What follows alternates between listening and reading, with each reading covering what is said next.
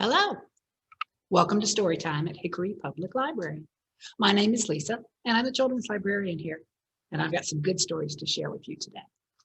So we're going to start with our hello song. And if you remember, it has two pieces of sign language in it. The first one is hello. It's like a salute. Put your hand to your forehead and then out. And the second sign is for friends. So if you have two friends, they're going to want a hug.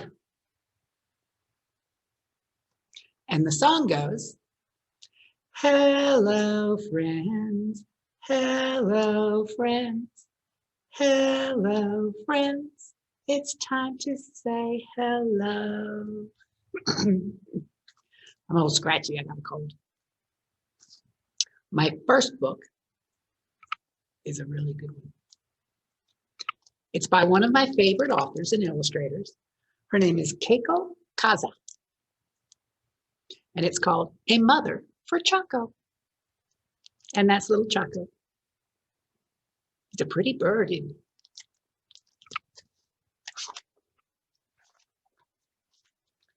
it? Choco was a little bird who lived all alone. He wished he had a mother, but who could his mother be? One day, he decided he'd set out and find her. First, Choco met Mrs. Giraffe. Oh, Mrs. Giraffe, you're yellow just like me. Are you my mother? I'm sorry, sighed Mrs. Giraffe, but I don't have wings like you. I'm not your mother. Next, Choco met Mrs. Penguin. Oh, Mrs. Penguin, he cried, you have wings just like me. Are you my mother? I'm sorry, sighed Mrs. Penguin, but I don't have big round cheeks like you do.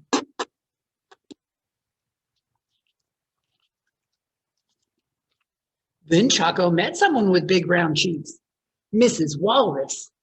You have big round cheeks just like me. Are you my mother?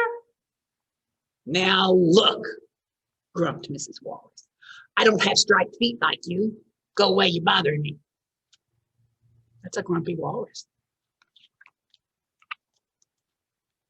No matter where Choco searched, he just couldn't find a mother who looked just like him.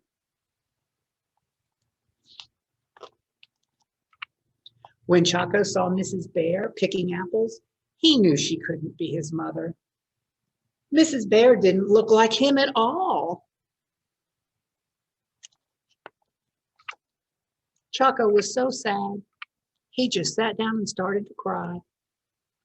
I need a mommy, he said. Mrs. Bear heard him and came running to see what was the matter. As she listened to Choco's story, she sighed, oh dear, if you had a mommy here, what would she do? Well, I'm pretty sure she would hold me, sobbed Choco. Like this, asked Mrs. Bear, and she scooped up Choco and held him tight. That looks like a sweet bear hug, doesn't it? Yeah, and I bet she would kiss me too, sobbed Choco. Like this, asked Mrs. Bear, and she lifted Choco and gave him a big kiss.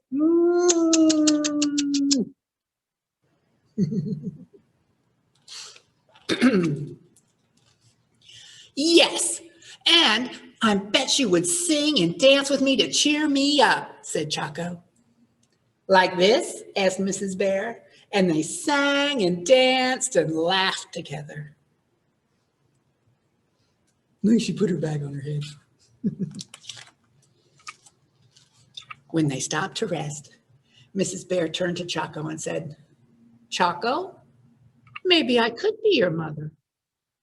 You? Asked Choco. But you aren't yellow, and you don't have wings or big round cheeks or striped feet like me. My goodness, said Mrs. Bear, that would look pretty funny if I did. She looks kind of silly, doesn't she? Choco thought it was funny too. Well, said Mrs. Bear, my other children are waiting for me at home. Why don't you join us for some apple pie, Choco? Apple pie sounded pretty yummy to Choco, so off they went. When they arrived, Mrs. Bear's other children rushed out to greet her. Choco, said Mrs. Bear, I want you to meet Hippie, Allie, and Piggy. I'm their mother, too. Do they look just like Mrs. Bear? Not at all, do they? The sweet smell of apple pie and the sound of laughter soon filled Mrs. Bear's home. And after their delicious treat, Mrs. Bear gave all 4 of her children a big, warm bear hug. And Choco was very happy that his new mommy looked exactly the way she did.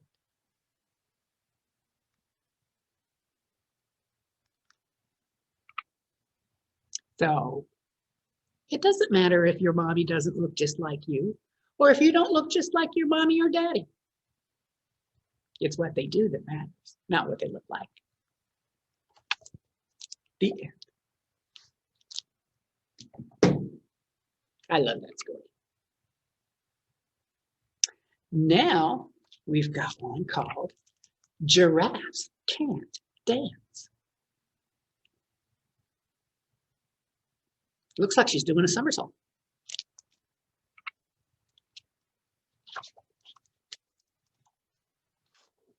This is by Gilles André and illustrations by Guy Parker Reese.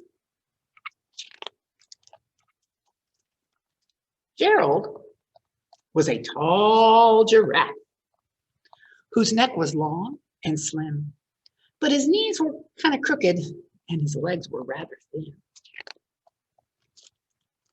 He was very good at standing still and munching shoots off trees, but when he tried to run around, he buckled at the knees.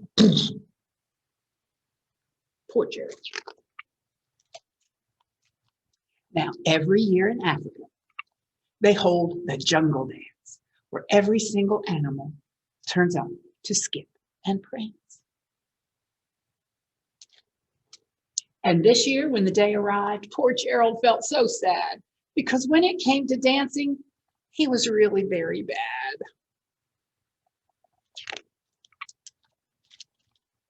The warthogs started waltzing, and the rhinos rock and rolled.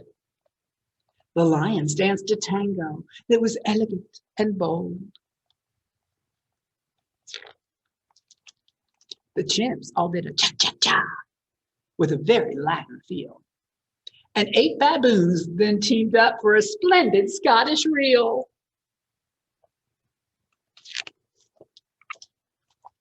Gerald swallowed bravely as he walked toward the floor, but the lions saw him coming, and they soon began to roar. Hey, look at clumsy Gerald, the animals all sneered. Giraffes can't dance, you silly fool. Oh, Gerald, you're so weird. Oh, look at Gerald's face.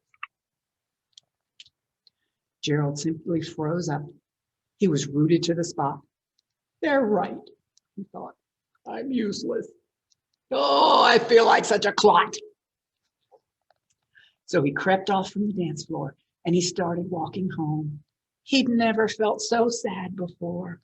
So sad and so alone. Then he found a little clearing and he looked up at the sky. The moon can be so beautiful, he whispered with a sigh. Look, it's a full moon. Excuse me, hopped a cricket who'd seen Gerald earlier on, but sometimes when you're different, you just need a different song. Listen to the swaying grass and listen to the trees. To me, the sweetest music is those branches in the breeze.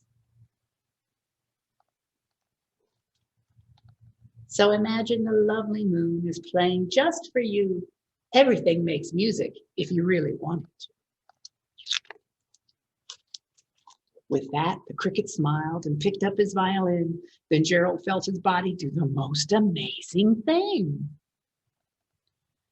His hooves had started shuffling, making circles on the ground. His neck was gently swaying, and his tail was swishing round. Look at his tail.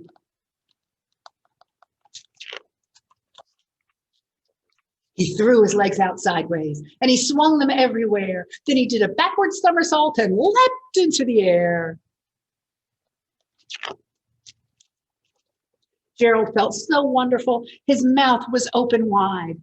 I'm dancing. Yes, I'm dancing. I am dancing, Gerald cried. Then one by one, each animal who'd been there at the dance arrived while Gerald boogied on and watched him, quite entranced. They shouted, "It's a miracle! We must be in a dream! Gerald's the best dancer that we've ever seen!" How did you learn to dance like that? Please, Gerald, tell us how. But Gerald simply twirled around and finished with a bow. Then he raised his head and looked up at the moon and stars above. We all can dance, he said, when we find music that we love. It's all about the music. The end. Let's do 5 little ducks.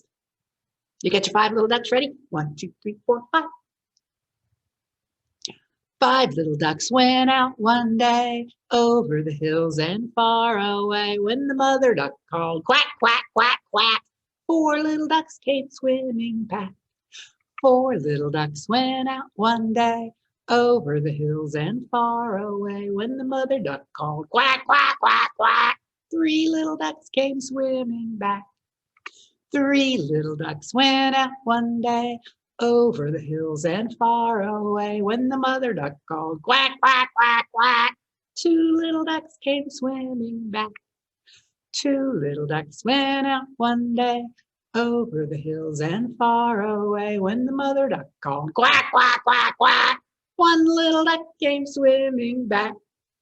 1 little duck went out one day over the hills and far away. When the mother duck called quack, quack, quack, quack, no little ducks came swimming back. Sad mother duck went out one day over the hills and far away. When the mother duck called quack, quack, quack, quack, 5 little ducks came swimming back. Yay!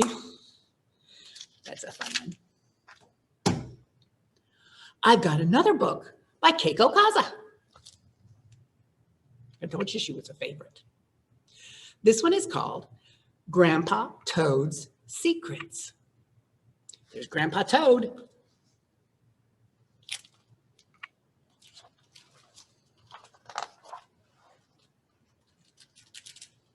One day, Grandpa Toad and Little Toad took a walk in the forest.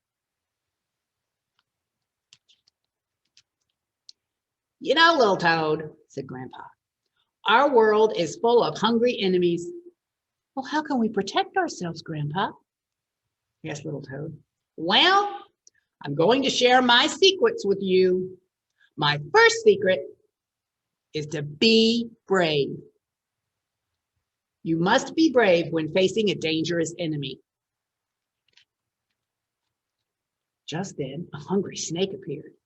Hello, Toads, hissed the snake. I think I'll eat you for lunch. Little Toad screamed and ran away to hide. But was Grandpa scared? Not a bit. Eat me if you can, Grandpa shouted fiercely, but I may be more than you can swallow. And Grandpa sucked in the air and got bigger and bigger and bigger and bigger and bigger. Oh, well, murmured the snake, maybe some other time. and the snake slithered away. Little Toad jumped from the bushes. Oh, Grandpa, you were so brave. You were wonderful. Grandpa Toad beamed with pleasure. Oh, thank you. But sometimes some enemies are too big to scare away. My second secret is to be smart. You must be smart when facing a dangerous enemy. Just then a hungry snapping turtle appeared.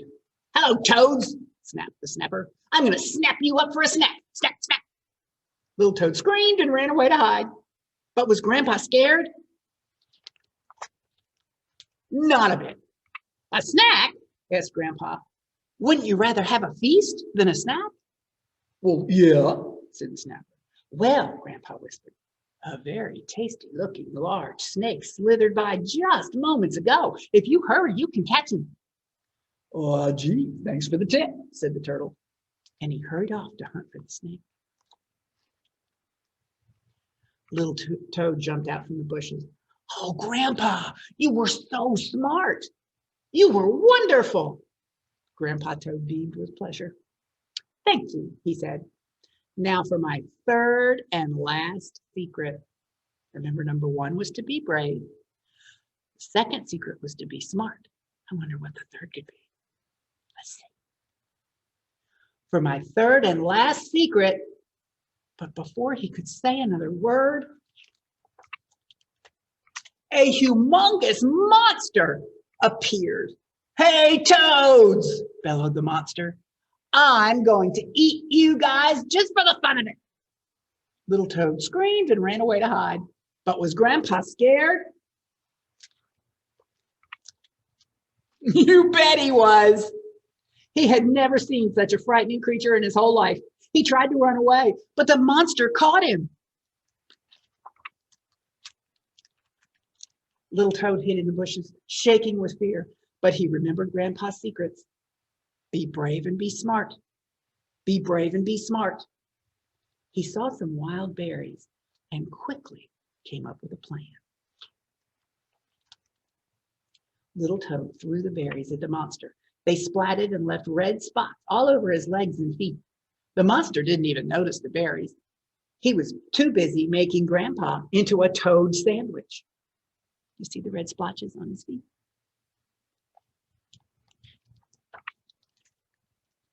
Little Toad stepped bravely out of the bushes. Just as the monster was about to take a bite of a toad sandwich. Hey, Grandpa, he yelled. You let that poor monster go. Huh? Said the monster. What? Said Grandpa. Grandpa, it's not very nice of you to go around poisoning monsters. Your poison is already creeping up his legs. Pretty soon he'll have spots all over his behind, and then he'll die. Shame on you, Grandpa. The monster looked at his legs and shouted, help! These mean toads are trying to poison me. And he dropped Grandpa Toad. The monster ran away as fast as he could. Grandpa and Little Toad hugged each other. Phew, said Grandpa. That was a close call. Sure was, said Little Toad. Well, said Grandpa finally, you still haven't heard my third secret. What is it? Asked Little Toad. My third secret is this. In case of emergency, be sure to have a friend you can count on. Little Toad, you were brave, you were smart, you were wonderful. Now it was Little Toad who beamed with pleasure. Be brave, be smart, and have a friend you can count on. That Grandpa's a pretty smart guy. My last book, The Lion Inside. And it's by Rachel Bright and Jim Field.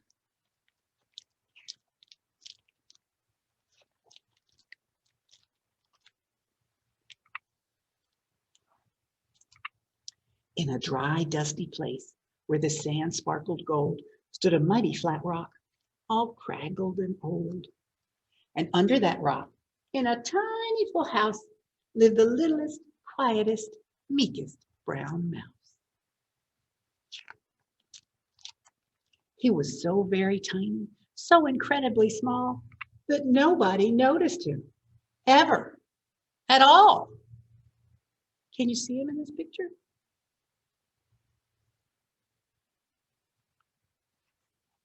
He's way down here. He got stepped on and sat on. He missed out on stuff, ignored and forgotten. His mouse life was rough. Meanwhile, far above, on top of the rock, times were quite different. It was Lion O'Clock. This huge, toothy creature made sure everyone saw how important he is by how loud he could roar. Can you roar really loud like a lion? Roar!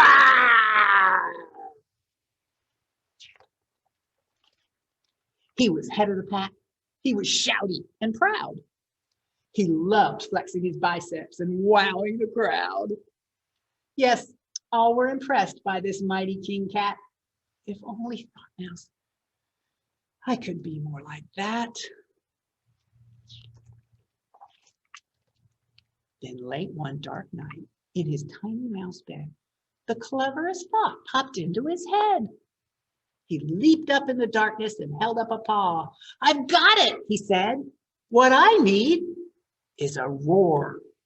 Arr!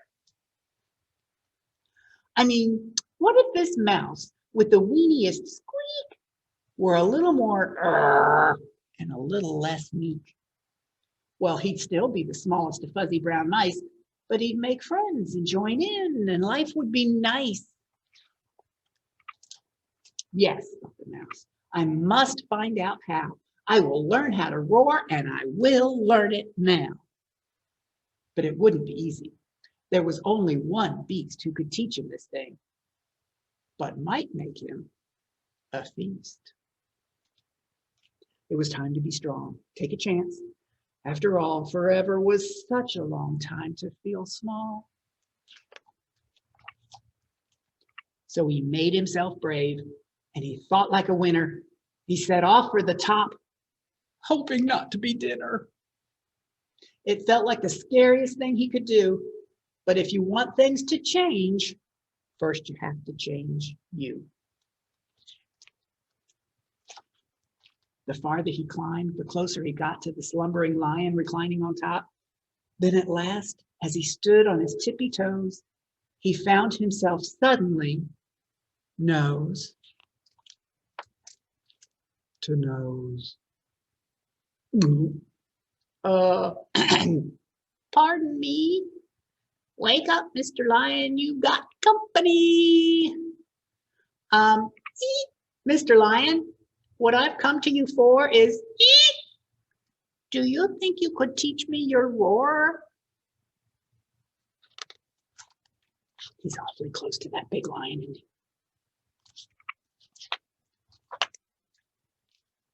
Silence befell that twinkling flame. Lion opened his eyes, and he puffed out his mane. Time went so slowly, it felt like a week. Then he opened his mouth, and he let out,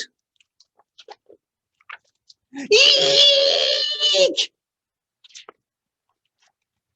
The lion curled up in a terrified ball. He didn't like this, not one bit at all. Don't hurt me, he whimpered. Oh, try to be nice. This great, mighty lion was frightened of mice. Don't worry, Mouse peeped. I'm here as a friend. Let's hang out together. Be pals till the end. That was a magical moment for sure, when the mouse didn't feel at all small anymore. He had found his true voice and learned to speak out. And for that, you don't need to roar or to shout. And from that day and always, the two were a pair. They both liked that rock better. Now that rock was to share. The mouse, while still little, felt big in his head. And Lion, He still roared, but with laughter instead. Yep, that day they both learned that no matter your size, we all have a mouse and a lion inside. Little bit of mouse, little bit of lion. That's the lion inside. All right, friends, it's time to say goodbye. And we do it with the same song, except instead of hello, we say goodbye. Goodbye, friends. Goodbye, friends. Goodbye, friends. It's time to say goodbye. Bye. Thanks for coming today.